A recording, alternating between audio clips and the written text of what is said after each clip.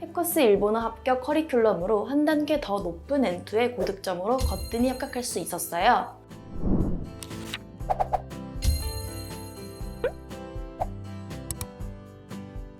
안녕하세요. 저는 국어국문학을 전공한 박미정이라고 합니다.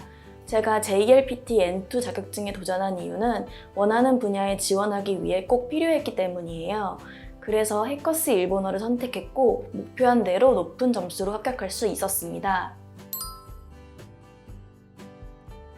일본어는 어렸을 때부터 애니를 좋아해서 취미로 즐겼던 것 같아요. 본격적으로 공부를 시작했던 건 대학교 입학 후였습니다. 아무래도 일본어는 취업 시장에서 영어를 제외하고 제2외국어 중에서는 경쟁력 있는 언어라고 생각했어요. 취업 스펙을 위해 JLPT 공부를 시작할 때까지만 해도 제 실력은 N3 레벨도 들락말락한 수준이었는데요. 해커스 일본어 합격 커리큘럼으로 한 단계 더 높은 N2의 고득점으로 거뜬히 합격할 수 있었어요.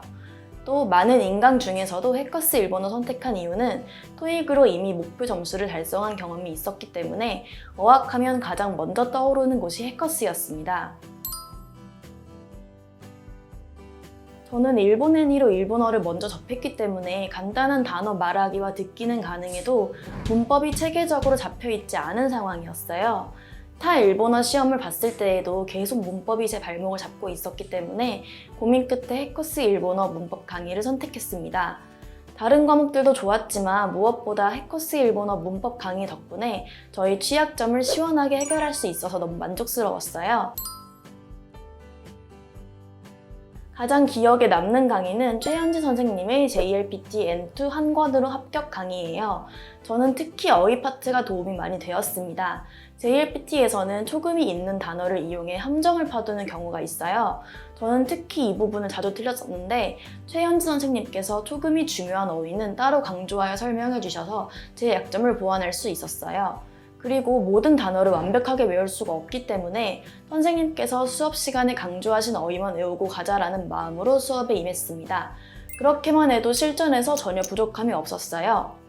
또 한 가지 마음에 들었던 부분은 깔끔한 강의 구성이에요. 저는 강한 파트는 정말 자신 있었지만 약한 영역은 계속 점수가 안 오르는 스타일이었어요. 그런데 문자 및 어휘 강의의 경우 품사별로 강의가 진행되니까 시험 직전엔 어려워하는 부분들만 골라 여러 번 돌려들을 수 있어서 도움이 많이 됐습니다. 그리고 강의 마지막에 꼭 오늘 배웠던 내용을 정리해 주시고 관련 문제들을 풀어주셔서 그 자리에서 바로 복습이 가능했어요. 그래서 더 기억이 오래 갔고 문제가 잘 풀리는 날에는 더욱 자신감도 붙었습니다. 우선 가장 취약점인 문법 파트를 어떤 식으로 공부를 해야 할지 고민이 정말 많았고 막막했습니다. 하지만 최현지 선생님께서 중요한 문법은 반복해서 강조해 주셨고 몇 번이나 복습의 중요성을 말씀하셨어요. 덕분에 복습을 소홀히 하지 않았던 게 합격에 도움이 많이 됐습니다. 또 깔끔한 해커스 JLPT N2 한 권으로 합격 교재 구성과 레이아웃, 그리고 수업 시간에 선생님께서 강조해 주시는 부분들도 되게 깔끔하게 잘 정리되어 있어서 더욱 편하게 공부할 수 있었어요. 수업 시간에는 교재에 나오는 부분뿐만 아니라 파생되는 다양한 문법과 단어도 많이 알려주셔서 하나를 보면 둘을 알 수 있게 되니까 정말 일거양득이었습니다. 저는 공부한 기간 대비해서 꽤 고득점으로 합격한 편이라고 생각해요. 그 비법은 한자에 재미를 붙이는 것이지 않을까 싶습니다.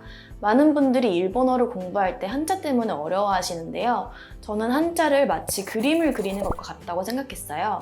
내일은 좀 더 예쁘게 써봐야지, 내일은 좀만 더 외워볼까 하는 마음으로 접근하니 한자에 재미를 붙일 수 있었습니다. 그리고 단어를 외울 때에는 문장 단위로 외우는 것에 집중했습니다. 해커스 JLPT 책에도 단어마다 예문이 꼭 함께 적혀 있는데 이걸 100% 활용했어요. 단어 하나하나를 따로 외우게 되면 규칙성이 없어서 금방 잊어버리게 되는데 문장으로 외우니까 노력하지 않아도 같이 떠오르는 문법이나 단어들이 많았어요. 또 문장 자체를 읽을 때 박자와 리듬이 생각나게 되니까 자연스럽게 일본어가 입으로 나오더라고요. 그리고 이건 진짜 꿀팁인데 좋아하는 일본어 노래 몇 곡을 담아두고 이동할 때마다 지겨워질 때까지 반복해서 들었어요. 또 일본어 뉴스를 반복해서 청취하거나 해커스 일본어 강의를 듣기도 했습니다.